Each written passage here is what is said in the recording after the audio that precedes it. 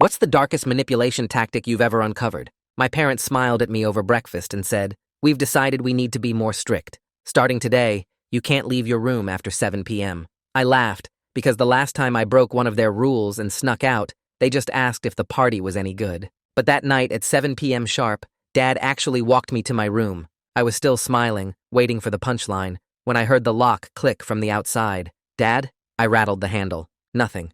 Through the door, I heard them laugh like it was a parenting win. From there, something shifted. It was 3 a.m. when my parents burst into my room yelling, "Room inspection!" My heart nearly exploded. Mom started counting my shoes while Dad checked under the bed with a flashlight. "What the hell is happening?" I asked, still half asleep. Mom turned to me with this concerned face. "Language. And why are you being so dramatic? This is perfectly normal." She used to stroke my hair when I had nightmares. Now she wouldn't even look me in the eye.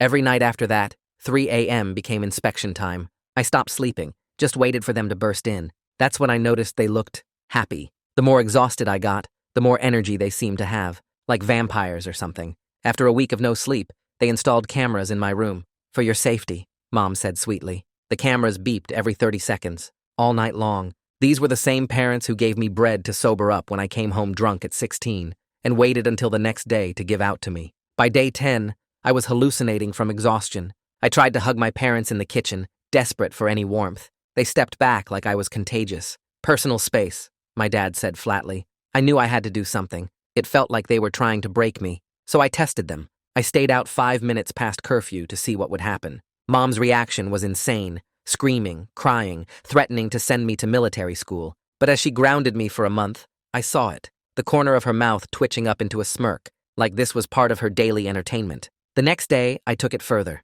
I failed a chemistry test on purpose, just wrote my name and handed it in blank. Dad's rage shook the house, but walking past their room later, I heard him whisper to Mom, "He's finally doing it." My blood went cold. That night, while they drank wine and laughed about something, I cracked. I just wanted my parents back, the ones who used to tuck me in and call me their miracle. So for the first time in years, I thought about what life would be like if I met my biological mother, if she never put me up for adoption. I just needed to feel wanted by someone, anyone.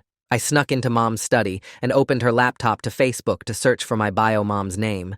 In the corner of the screen was a notification from Maria Tendalea, my bio mom. I clicked, and my heart dropped. My bio parents had been writing for years, begging my mom to let her into my life. But one message made me freeze. "We know about the insurance. We'll pay you double to give him back." That's when I found the policy documents and everything finally clicked. Why they were punishing me for no reason, why they wanted me gone. If I left my home voluntarily before turning 18, they would receive $30,000 for disruption of adoption. The whole time, my parents were trying to get me to leave the only home I'd ever known. In Dad's desk, I found a folder labeled with my name. Inside were boarding school applications, already half filled out. At dinner, I spread everything on the table. "Just tell me why," I said. Dad set down his water glass carefully, like he'd been expecting this. Mom's hand moved to her stomach in that protective way. That's when I knew. "You're pregnant. 4 months," she said. "So I'm just the practice kid?" My voice cracked. She didn't deny it. "With our real baby. Do you know what IVF costs?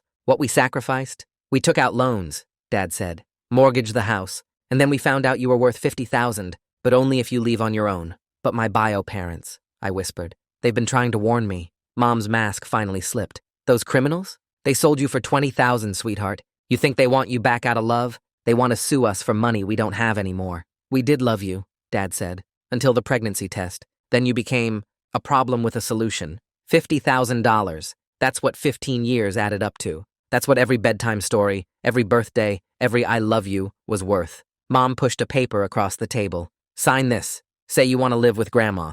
This way we all get what we need." I picked up the pen. My hand was steady for the first time in weeks. But what I did next changed everything. Requested Reads is on Spotify now. Check out link in the description or comments. Instead, I pulled out my phone and started snapping pictures. The insurance policy first, then the boarding school applications, then the Facebook messages still open on my laptop screen. Mom's face went white, and she lunged across the table, her hand reaching for my phone, but I was already moving backward toward the hallway. My legs felt shaky, but I kept the camera steady, getting shots of Dad's folder with my name on it, the documents they'd spread out thinking I'd just sign and disappear. Mom knocked over her water glass, trying to grab me, and the liquid spread across the papers, but I had everything saved already. My heart was doing this weird fast thing where I couldn't catch my breath properly, but I kept backing up, kept taking pictures, even got one of their faces looking panicked and angry at the same time.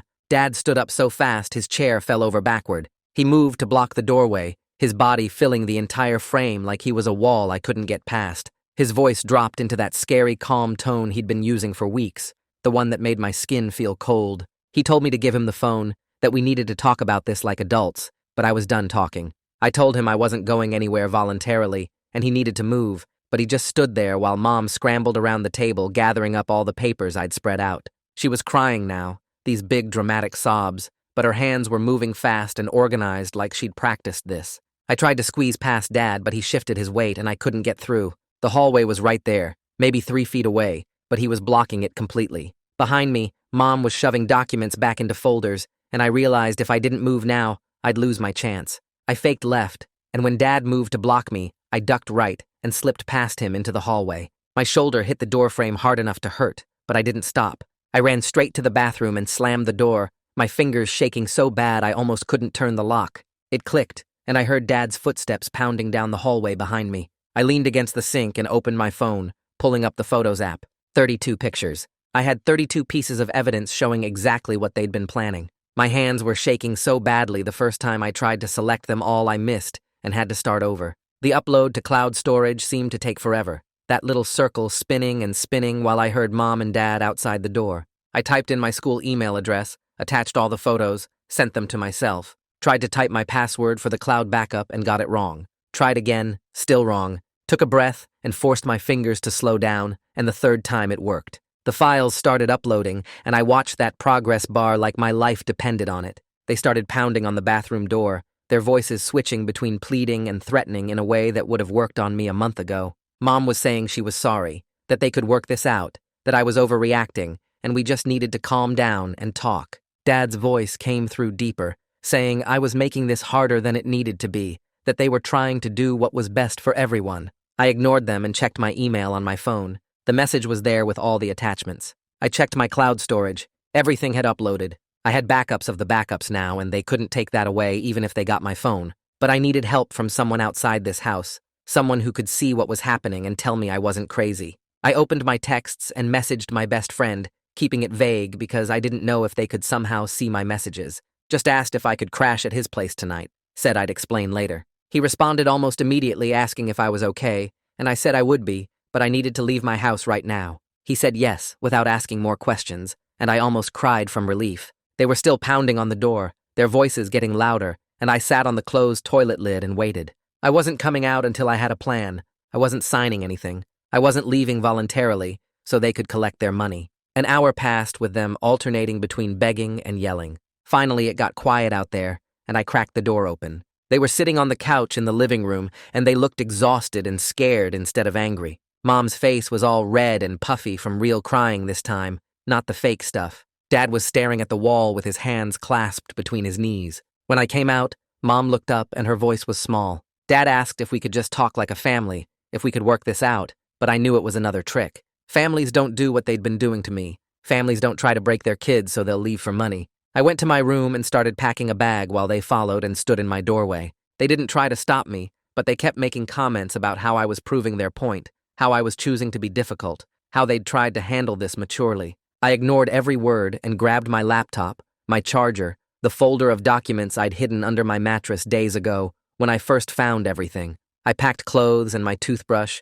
and the photo of me as a baby that used to sit on the mantel before they took it down. When my friend's mom pulled up outside, I walked past them without looking back. She must have heard something wrong in my voice when I called because she didn't ask any questions on the drive to their house. She just said I could stay as long as I needed, that their guest room was mine, that I was safe now. I almost cried from the simple kindness of it, from someone just being nice without wanting something in return. That night I couldn't sleep in their guest room, not because of cameras or inspections, but because of the weight of everything I knew now. I pulled out my laptop and opened the Facebook messages between my bio mom and my parents, reading through years of rejected attempts at contact. Christina had been trying since I was 5 years old. Every birthday, she'd send a message asking how I was doing.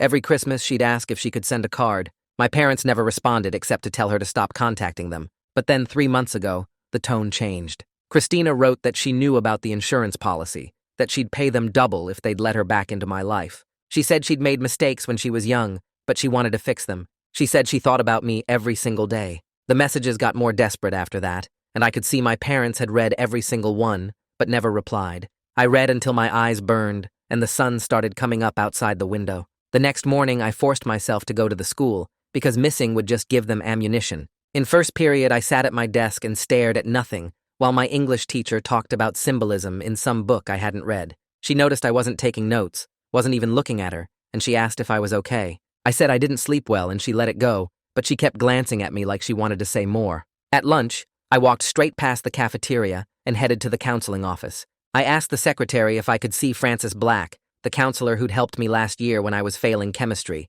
and she'd worked out a study plan with me. The secretary started to say Frances was booked, but Frances must have heard my voice because she came out of her office. She took one look at my face and told the secretary to cancel her next appointment. She closed the door behind us and sat down across from me and waited for me to be ready to talk. I started talking, and once I started, I couldn't stop. The words came out in this messy rush about the locked door at 7 p.m. and how I thought it was a joke at first. I told her about the 3 a.m. inspections, how they'd burst in screaming and counting my shoes while I was half asleep. I explained the cameras they installed that beeped every 30 seconds all night long until I couldn't sleep anymore, just waited for them to come in. Frances wrote notes on a yellow pad, but she never interrupted, never told me to slow down or questioned if I was telling the truth. I showed her the photos on my phone, swiping through images of the camera mounts still visible on my walls and screenshots of the insurance policy I'd found. I pulled up the Facebook messages between my parents and Christina, years of her begging for contact, and my parents ignoring her until 3 months ago when everything changed. Frances read through them carefully, her face getting more serious with each swipe. I told her about finding the folder with boarding school applications already filled out, about the dinner where they admitted the pregnancy and said I was worth $50,000 if I left voluntarily. My voice cracked when I described how Dad said they loved me until the pregnancy test, how I became a problem with a solution. When I finally stopped talking, Frances was quiet for a long moment. She set down her pen and looked at me directly. "Do you feel safe going home?" she asked. The question hit me harder than I expected because nobody had asked me that, not once during all of this. I shook my head and told her I was staying with a friend, that I packed a bag and left last night. Frances nodded slowly and explained that what I was describing constituted emotional abuse and financial exploitation. She said as a school counselor she was a mandatory reporter, which meant she had to contact Child Protective Services. The words, Child Protective Services, made my stomach drop. I'd heard stories about CPS, about kids getting taken away and put in foster homes with strangers. What if they didn't believe me? What if this made everything worse and my parents found some way to twist it around?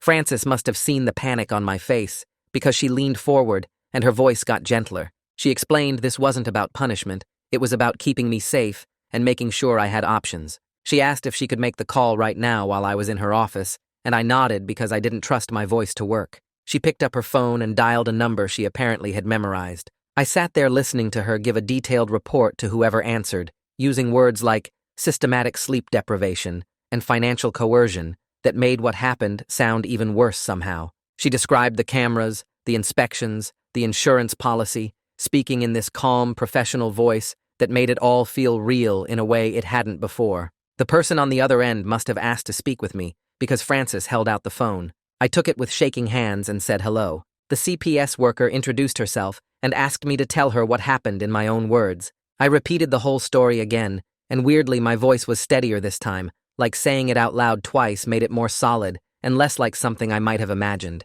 She asked specific questions about dates and times, about whether my parents had physically hurt me or just the psychological stuff. She wanted to know where I was staying now and if I felt safe there. When I said yes, she told me someone would come to interview me at the school tomorrow during my free period. She said in the meantime I should stay where I was safe, and she asked if my parents knew where I was staying. I said yes, because my friend's mom had picked me up right in front of our house. The CPS worker's voice got more serious, and she said she'd advise my friend's family to document any contact attempts from my parents, to save texts and voicemails, and not delete anything. After the call ended, Frances helped me think through practical stuff I hadn't even considered. She said I should talk to my teachers about getting extensions on assignments, since I'd missed so much sleep lately and was dealing with a crisis. She asked if I had my medications and important documents like my birth certificate and social security card. I hadn't even thought about that stuff when I was packing. She wrote down her cell number on a sticky note and told me to call any time, day or night, if I needed anything or just needed to talk. She said she'd email my teachers today to let them know I was dealing with a family emergency without giving details. I left her office feeling numb and strange, like I was watching myself walk through the hallway instead of actually doing it. The rest of the school day passed in this weird blur where I sat in classes, but couldn't tell you what any of the teachers said. That afternoon, my phone started blowing up with messages from my parents. The first few were apologetic, saying they'd overreacted and we should talk this through as a family. Then they got angry, demanding I come home immediately and stop being dramatic. Then they switched to manipulation, saying they'd drop the whole thing about me leaving, that we could work this out, that they just wanted what was best for me. I knew it was because they realized I had evidence now, that I'd documented everything, and they couldn't just gaslight me into thinking I'd imagined it all. My friend's mom knocked on the guest room door that evening and asked if she could come in. I showed her some of the messages and watched her face go hard as she read them. She told me I didn't have to respond to any of it, that I didn't owe them anything right now. She said she was going to talk to her husband about what legal options might exist, because this situation wasn't normal or okay, and they wanted to make sure I was protected. After dinner, I pulled out my laptop and started researching adoption disruption policies and insurance fraud. I found articles about cases where adoptive parents had tried to claim insurance money by forcing kids to leave, and in some of them, the parents had been charged with crimes. The more I read about how the policies were supposed to work versus how my parents tried to use ours, the angrier I got. This wasn't some desperate mistake they made in a moment of panic. They'd planned this, researched it, figured out exactly how to manipulate me into leaving voluntarily so they could collect the money. They'd installed cameras and done inspections and locked me in my room, all as part of a calculated plan to break me down. Around 8 p.m., my phone rang with a number I didn't recognize. I almost didn't answer because I was so overwhelmed with everything, but something made me pick up. Christina's voice came through warm and worried, asking if I was okay because she'd gotten this weird feeling something was wrong. I guess after years of trying to reach me, she'd developed some kind of instinct about it. I started crying before I even got the first word out, just these ugly sobs that made it hard to breathe. Christina went quiet on the other end and waited while I tried to pull myself together enough to talk. When I finally managed to speak, everything poured out in this jumbled mess about the locked door and the cameras and the insurance policy and how my parents wanted me gone so they could get $50,000 for their real baby. She listened to every word without interrupting, and I could hear her crying too by the time I got to the part about finding the messages she'd sent over the years. She told me she'd been trying to reach me since I turned 13, that she never wanted money from my parents. She just needed to know I was safe and happy. Her voice cracked when she said she'd spent 4 years sending messages and getting either silence or threats of legal action in response. I asked why she gave me up in the first place if she cared so much, and she didn't dodge the question or make excuses. She explained that she got pregnant at 19 with a guy who disappeared the second he found out, and she was working at a gas station trying to finish community college with no family support. She said the adoption agency made it sound like I'd have this perfect life with parents who desperately wanted a baby, and she thought she was doing the right thing, even though it killed her to sign the papers. Now she's 23 years older, married to a man named Wallace who she met 5 years ago, and she works as a dental assistant making decent money. She said she's been saving money in a separate account since I turned 16, hoping that maybe someday I'd want to meet her or go to college, or just have something from her that wasn't wrapped up in guilt and regret. We talked for almost 2 hours about everything. She told me stories about the first 6 weeks of my life before the adoption was finalized, how I had this tiny birthmark on my left shoulder blade, and how I used to fall asleep only if someone was humming. She explained how she found my parents through the adoption agency's contact system and started trying to send letters and photos when I was little, but my parents blocked everything and eventually threatened to get a restraining order if she didn't stop. She found them on social media a few years ago, and that's when she started sending the messages I'd seen on Mom's laptop, begging for just one update or photo to know I was okay. When she saw their post about the pregnancy 4 months ago, something clicked for her about why they might suddenly be treating me differently, and that's when she sent the message about the insurance that I'd found. She was honest about her mistakes, and didn't try to paint herself as some hero who'd been waiting to rescue me. She admitted she'd made terrible choices as a teenager, and that giving me up was both the hardest and most selfish thing she'd ever done. That honesty made me trust her more than if she'd tried to promise me everything would be perfect now. By the time we hung up, my throat hurt from talking and crying, but I felt less alone than I had in months. The next day, I dragged myself to the school running on maybe 3 hours of sleep. During my free period right before lunch, the front office called me down, and I found a woman waiting in the conference room next to the counselor's office. She introduced herself as Sushma Tran from Child Protective Services and shook my hand with this firm, no-nonsense grip that somehow made me feel like she actually gave a damn. She had a folder with notes from Francis and the phone call from yesterday, and she explained that she needed to interview me to understand what was happening and figure out next steps. I pulled out my phone and showed her everything I'd uploaded to the cloud, the photos of the insurance documents and boarding school applications, and the folder with my name on it. She looked through each image carefully, zooming in on the policy details and taking notes on her tablet. Then I showed her the screenshots of messages between my parents and Christina, and the timestamps on the photos I'd taken of the cameras in my room before I left. Sushma asked me to walk her through the timeline starting from when my parents first locked my door, and I told her about the inspections at 3 in the morning and the constant beeping from the cameras and how they'd gone from relaxed parents to psychological terrorists in the span of 2 weeks. She asked specific questions about the sleep thing, like how many hours I was getting per night and whether I'd seen a doctor about the exhaustion. I admitted I'd been too scared to tell anyone because I thought maybe I was being dramatic, like Mom kept saying. Sushma wrote something down and told me that sleep deprivation is a recognized form of abuse, especially when it's deliberate and used to break someone down mentally. She asked me to repeat exactly what my parents said at dinner about the insurance money and their real baby,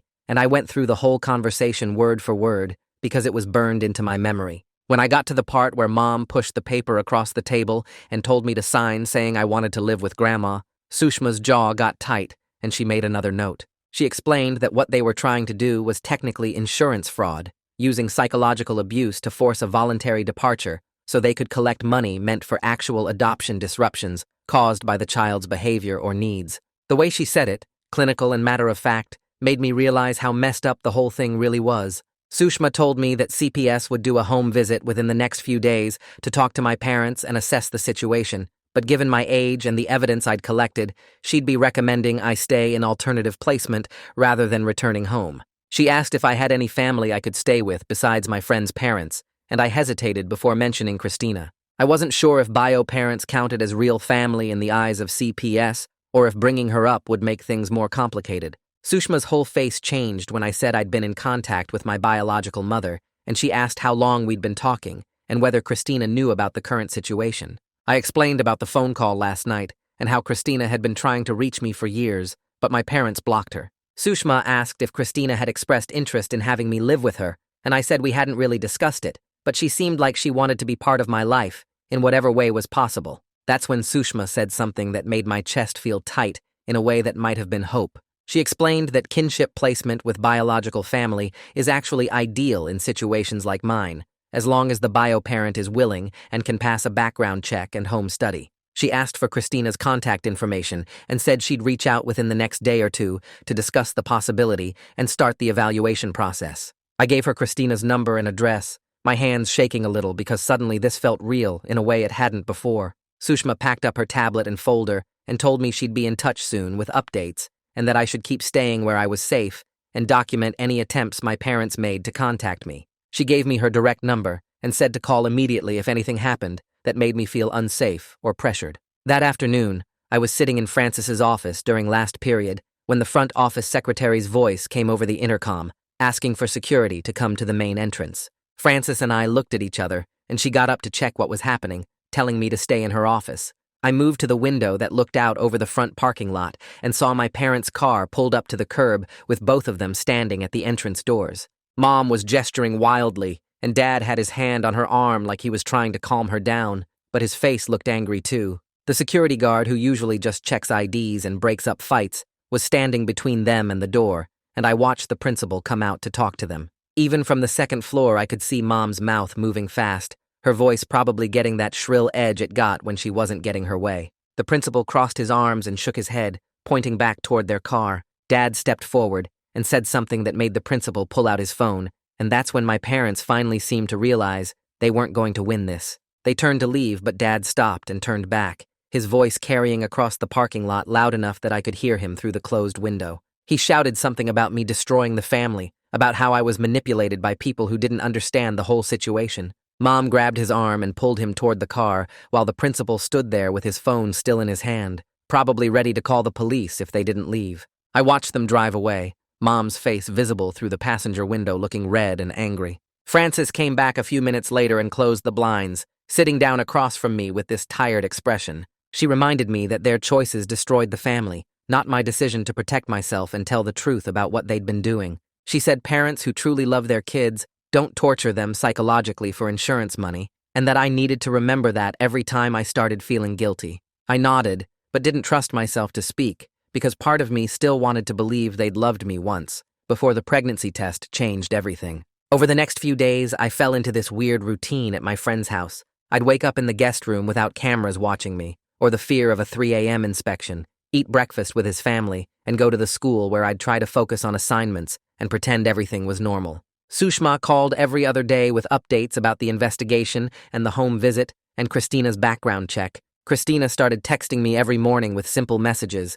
just checking in to see how I was doing without being pushy or demanding responses. Sometimes I'd text back right away, and sometimes I'd wait until lunch, but she never complained about the delayed responses or asked for more than I could give. My parents kept trying to call and text, but I'd blocked their numbers on Sushma's advice, so they started emailing instead. The messages swung between apologetic and threatening, sometimes within the same paragraph, and my friend's mom printed them all out as documentation like Sushma had suggested. The home visit happened 3 days later while I was at the school. Sushma called me that afternoon to tell me how it went, and I could hear something in her voice that made my chest feel less tight. She said my parents had been prepared, the house spotless and organized, both of them dressed nice and speaking calmly about how worried they were about me. Mom apparently cried while explaining how the pregnancy had been stressful, and maybe they'd been too strict, but they just wanted what was best for their son. Dad showed Sushma my report cards and talked about college plans, painting this picture of concerned parents dealing with a rebellious teenager. But then Sushma went to my room, and she saw the holes in the walls where the camera mounts had been. 4 perfect circles of unpainted drywall that my parents hadn't thought to patch. She asked about them, and Mom stammered something about old shelving, but the mounts were clearly visible in the photos I'd taken. Sushma told me she didn't buy any of it, especially after seeing the documentation I'd provided and hearing the calculation in how they presented everything. 2 days after that, a thick envelope arrived at my friend's house addressed to Child Protective Services, with a copy sent to me. The lawyer's letter was 8 pages long, printed on fancy letterhead, full of words like misinterpretation and appropriate parental authority and adolescent behavioral challenges. I sat on the guest bed reading it, my hands shaking, as they reframed every single thing they'd done to me. The locked door became establishing boundaries for a teenager who'd demonstrated poor judgment. The 3 a.m. inspections were necessary supervision due to concerning behavioral changes. The cameras were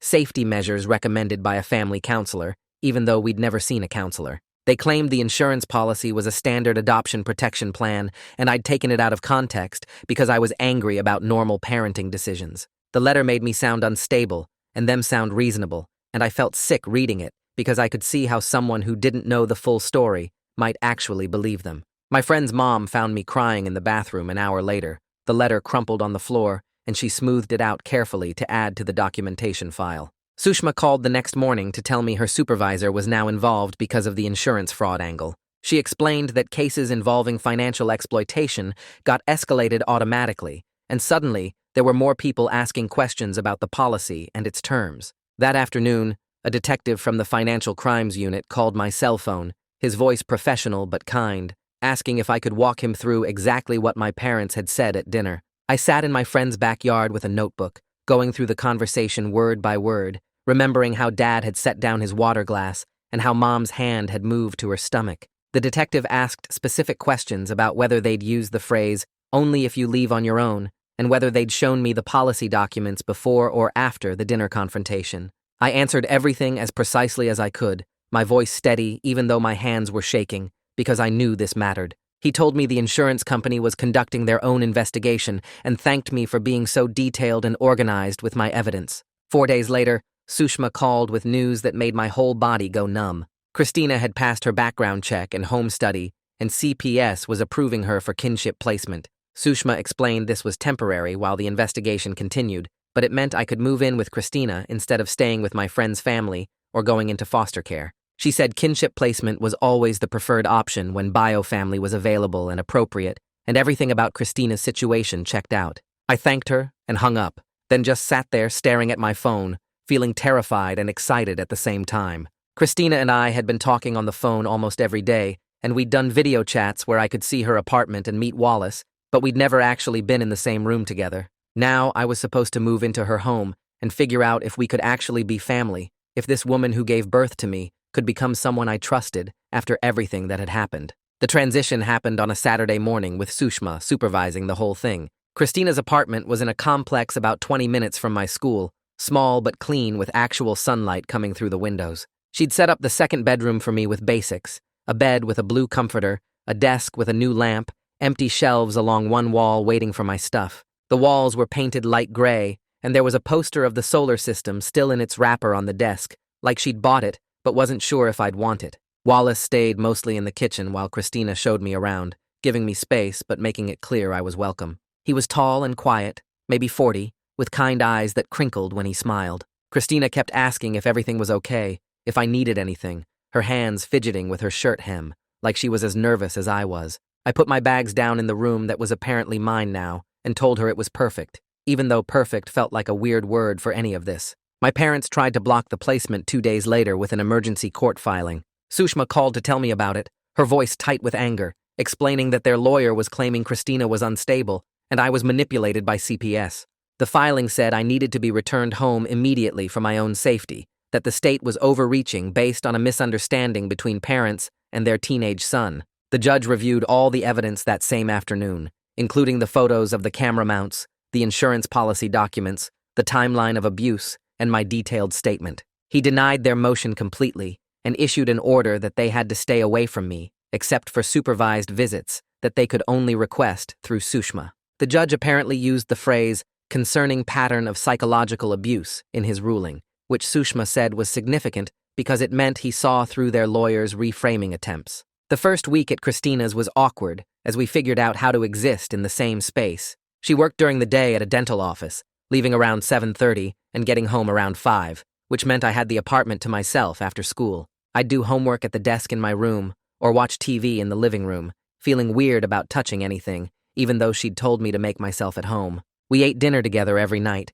sitting at her small kitchen table, making conversation that sometimes flowed and sometimes didn't. She asked about school and my classes. I asked about her job and her patients, and we both avoided talking about my parents or the investigation or anything too heavy. Wallace joined us most nights, adding his own stories about his work in IT support, and slowly the silences became less uncomfortable. Christina never pushed me to call her mom or to share more than I was ready to, and I appreciated that more than I could explain. Francis checked in regularly, calling every few days and scheduling counseling sessions twice a week at the school. We'd sit in her office and she'd help me process everything, the move and the court filing and the weird feeling of living with someone who was technically my mother, but felt like a stranger. She reminded me that building a relationship with Christina would take time, maybe months or years, and it was okay to have complicated feelings about all of it. The adoption, the abuse, the sudden change, none of it was simple or easy. She said I didn't have to choose between being angry at my adoptive parents and being open to Christina,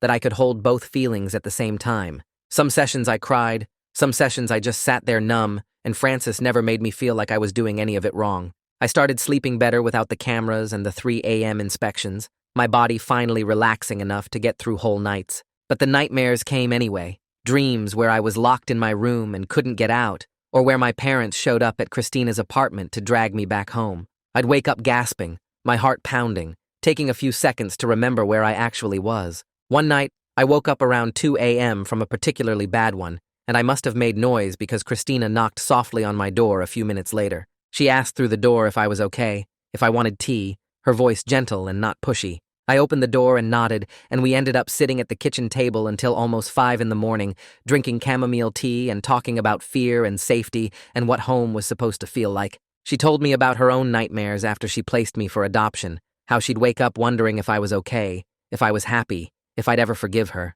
I told her about the cameras and the inspections and the feeling of being watched constantly, and she listened without trying to fix it, just being there while I finally said it all out loud. School became the one place where things made sense again. My teachers didn't ask questions when I turned in assignments a day late or zoned out during lectures. They just gave me understanding looks and told me to take my time. My friends noticed something was different, but they didn't push. They'd just include me in lunch conversations about normal stuff like video games and upcoming tests, giving me space to be a regular student instead of the kid with the messed up family situation. I threw myself into homework and class schedules because having a routine felt safe when everything else in my life had turned upside down. Chemistry homework was just chemistry homework, not some test my parents designed to break me, and that simple fact made me want to cry sometimes. Frances checked in with me between classes, just quick conversations in the hallway where she'd ask how I was sleeping and if I needed anything, and knowing she was there made the whole building feel more solid. 2 weeks into living with Christina, Sushma called to tell me my parents had requested a supervised visit through CPS. My stomach dropped, and I wanted to say no immediately, but Sushma explained it was part of the legal process, and the court would look at my willingness to engage. I agreed only if the visit happened at the CPS office with Sushma physically in the room the entire time, no exceptions. She said that was completely reasonable and scheduled it for the following Tuesday after school. The days leading up to it felt heavy, like I was walking around with weights attached to my chest, and Christina noticed but didn't make me talk about it if I didn't want to. The CPS office was in a bland government building with fluorescent lights and beige walls that made everything feel cold and official. Sushma met me in the lobby and walked me to a small conference room where my parents were already sitting on one side of a table. Mom's eyes were red and puffy before we even started, and Dad sat rigid in his chair with his arms crossed, staring at the wall behind my head. I took the seat across from them with Sushma beside me, and the silence stretched out uncomfortable and thick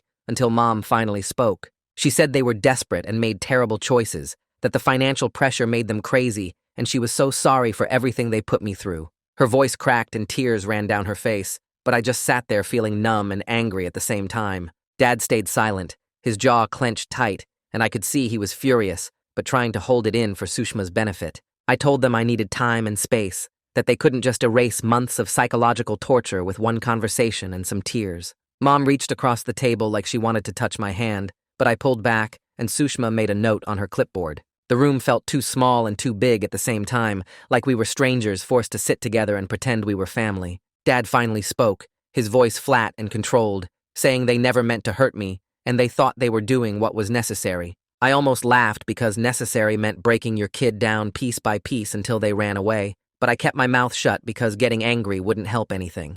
Then Mom brought up the pregnancy, saying she was 6 months along now, and they wanted me to be part of the baby's life, to be a big brother and help raise my sibling. Something snapped inside me and I lost it, my voice getting loud as I told her she couldn't use an unborn baby to manipulate me after spending months treating me like a financial transaction. I said she didn't get to play happy family now when she'd literally tried to drive me out of the only home I'd ever known for insurance money. Sushma put her hand on my arm and said my name quietly, reminding me to take a breath, but I was shaking with rage and couldn't stop. Mom started crying harder, saying I was being cruel and unfair, and Dad's face went dark as he told me to watch my tone. Sushma cut in firmly, saying the visit was over and we all needed to cool down before anyone said something they'd regret more. I left the room without looking back, and Christina was waiting in the lobby, having come early to pick me up. She took one look at my face and didn't ask questions, just guided me out to her car with her hand on my shoulder. We drove to an ice cream place near her apartment, and she bought us both sundaes, sitting across from me in a sticky booth. While I ranted about how unfair it was that my parents got to play victims now when they were the ones who orchestrated everything, she just listened and ate her ice cream, nodding at the right moments, but not trying to fix anything or offer some wise parenting advice. When I finally ran out of words, she said sometimes people don't deserve forgiveness right away, and it was okay to be angry, as long as I didn't let it eat me alive. The next week, Sushma called with an update about the insurance company. The detective had contacted them about the policy, and they'd launched their own investigation into the sketchy clauses my parents had included. Apparently, the whole voluntary departure thing, plus the timing with the pregnancy, made the company suspicious about fraud, and they'd suspended the policy pending their review. My parents' lawyer tried to argue it was legitimate financial planning for potential disruption, but the insurance company wasn't buying it. Sushma said this was actually good for my case because it showed a pattern of calculated behavior, not just desperate parents making one bad choice. Frances told me during our next counseling session that my parents' financial situation was getting worse. They couldn't collect the insurance money, they were paying for lawyers to fight both CPS and the insurance investigation, and they were facing potential criminal charges for child abuse and fraud. Part of me felt guilty hearing that, like maybe I'd destroyed their lives by reporting everything, but Frances shut that down immediately. She reminded me that consequences exist for a reason, and my parents made active choices to abuse and manipulate me for money. Their financial problems were the result of their own actions, not mine, and I needed to stop taking responsibility for their mistakes. Living with Christina started to feel less weird as we built small traditions together. Friday nights became movie nights where we'd order pizza and watch whatever was streaming, and Sunday mornings she made pancakes while Wallace read the news on his tablet. We'd take evening walks around the neighborhood after dinner, not talking about anything heavy, just pointing out houses we liked or complaining about the weather. Christina told me stories about my early childhood that my adoptive parents never shared, like how I used to laugh at everything as a baby, and how she'd sing to me even though she couldn't carry a tune. These little glimpses of who I might have been if I'd grown up with her made me sad and curious at the same time, wondering about the alternate version of my life that never happened. Wallace opened up more as the weeks passed, sharing his own story about growing up in foster care and bouncing between homes until he aged out at 18. He talked about how family isn't just biology, it's about choice and commitment and showing up even when things get hard. He treated me like a person with my own thoughts and opinions, not a project to fix or a problem to solve, and that made the apartment feel more like home than my old house ever had. We'd play video games together sometimes, or he'd help me with math homework, just normal stuff that made me feel like maybe I could be part of a real family again.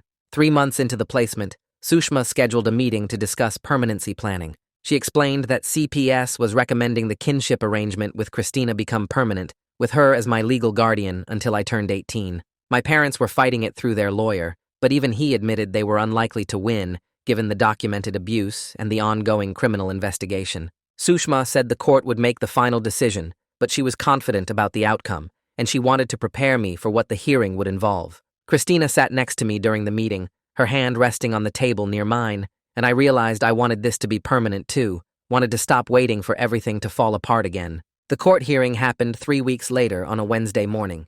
Sushma drove me to the courthouse, and we sat on hard wooden benches outside the courtroom waiting for our turn. The hallway smelled like floor cleaner and old coffee, and lawyers in suits walked past us carrying folders and talking on their phones. When they called my case number, we walked into a small courtroom that looked nothing like the ones on TV, just a judge's desk and a few chairs and fluorescent lights that buzzed. The judge was a woman in her 50s with reading glasses on a chain around her neck. She looked through the case file for what felt like forever, while Sushma and I sat there not talking. Finally, she asked me directly if I felt safe living with Christina, and I said yes, without having to think about it. She asked if I wanted to continue the placement, and I said yes again. She asked if anyone had pressured me to say that, and I told her no, that Christina had actually told me I could change my mind any time if I wanted. The judge nodded and made some notes. Then she looked at the empty chairs where my parents should have been sitting. She said she was granting the guardianship order effective immediately, making Christina my legal guardian until I turned 18.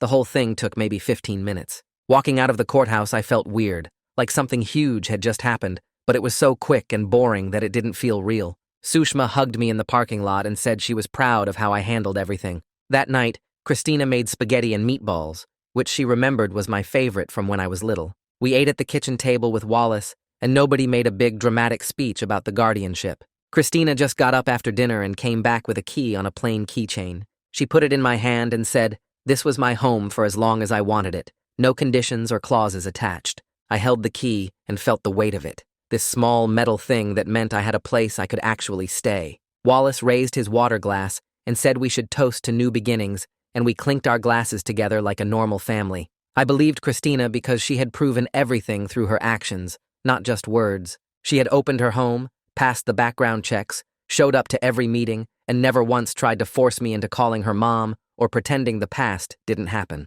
2 weeks later, I started seeing a therapist who worked specifically with kids dealing with adoption trauma and family abuse. Her office was in a building near the community college, with comfortable chairs and tissues on every table. The first session was awkward, because I didn't know what to say, but she made it easier by asking specific questions about the timeline and what happened. I told her about the locked door and the cameras and the insurance policy, and she listened without looking shocked or judgmental. She said we would work on unpacking everything at my own pace. The sessions were hard in ways I didn't expect, not because she pushed me, but because talking about it made it real in a different way. I had to face the abandonment I felt when Christina gave me up, even though I understood why she did it. I had to process the manipulation from my adoptive parents and the grief for the parents I thought I had, the ones who tucked me in and called me their miracle before everything changed. Some days I left therapy feeling worse than when I went in, but my therapist said that was normal, that healing meant going through the pain instead of around it. After a few months, she helped me understand something important about my adoptive parents. She said I could be angry at them for what they did and still see them as human beings who made terrible choices when they were desperate and scared. It didn't excuse the abuse or make it okay, but it helped me stop taking it so personally. She explained that I wasn't unlovable or defective. They were just broken in ways I couldn't fix, and their actions said more about them than about me. That shift in thinking made the weight feel lighter somehow, like I could be mad without it eating me alive. School got easier as my living situation stopped being chaos. My grades climbed back up because I could actually sleep at night and focus during class. I joined the robotics club because I needed something normal and hands-on, and it turned out I was pretty good at the programming part. By spring, I was thinking about college applications, which felt impossible a year ago when I couldn't see past the next room inspection. Frances helped me figure out the application process and which schools had good engineering programs. She wrote me a recommendation letter that made me cry when she showed me a copy, because she actually saw who I was beyond the kid with the messed-up family situation. She wrote about my resilience and problem-solving skills and how I advocated for myself when it mattered most. One Saturday afternoon, Christina and I were folding laundry together when she brought up the topic of contact with my adoptive parents. She said we should talk about what I wanted, if anything, and reminded me that it was completely my choice. I told her I wasn't ready to see them or talk to them, maybe not for a long time, but I didn't know if that would change. She nodded and said healing wasn't a straight line, that I might feel different in 6 months or a year or 5 years, and whatever I decided was okay. She said she would support me either way and wouldn't be hurt if I eventually wanted some kind of relationship with them. That conversation mattered because she was giving me permission to have complicated feelings without making it about her. My parents' legal troubles dragged on for months, but finally got resolved through a plea deal. Their lawyer convinced the prosecutor to accept probation instead of jail time, plus fines and mandatory counseling sessions. They also had to pay restitution to cover my therapy costs, which felt like justice in a small way. The insurance company finished their investigation and denied the claim entirely based on evidence of fraud. Sushma told me they lost all credibility with CPS and would have a hard time adopting again if they tried. I didn't feel happy about it exactly, more like the universe had balanced something that was out of whack. In early spring, my adoptive mom had the baby, and she sent a photo through Sushma because we still weren't in direct contact. I looked at that picture for a long time, this tiny person with a scrunched-up face and a blue hat. The baby was technically my sibling, shared the same parents who raised me for 15 years. I felt sad looking at that photo, not jealous, but sad for what could have been if they had made different choices. I wondered if they would love this baby the way they used to love me, before the pregnancy test changed everything.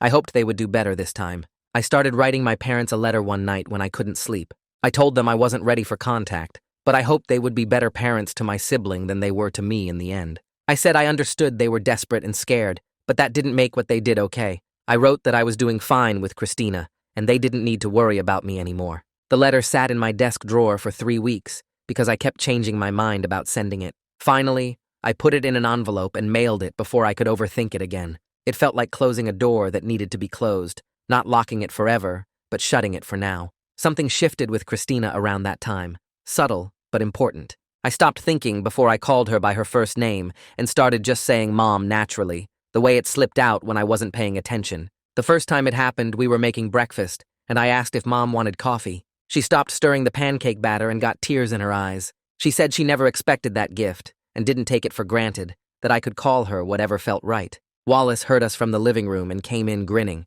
He said now I was stuck with both of them, which made us all laugh and broke the tension. It felt right calling her Mom because she had earned it through showing up every single day, not because biology said she should be called that. A few weeks later, Christina set up her laptop on the kitchen table and told me Jasper wanted to video chat if I felt ready. My stomach did this weird flip thing, but I sat down anyway and clicked the call button. The screen loaded and there he was, a guy with dark hair going gray at the sides and the same nose I saw in the mirror every morning. He smiled and waved, looking nervous, and I realized he was probably as scared as I was about this whole thing. We talked for almost 2 hours about nothing important at first, just surface stuff like what I was studying in the school and what he did for work as an electrician. He showed me photos of his wife and 2 kids, my half-siblings, I guess, and explained he lived in Oregon, which felt impossibly far away. He never made promises about being a dad or tried to replace anyone, just said he wanted to know me if I wanted that too. Before we hung up, we talked about maybe visiting during summer break, keeping it casual and not building it up into some huge reunion that would disappoint everyone.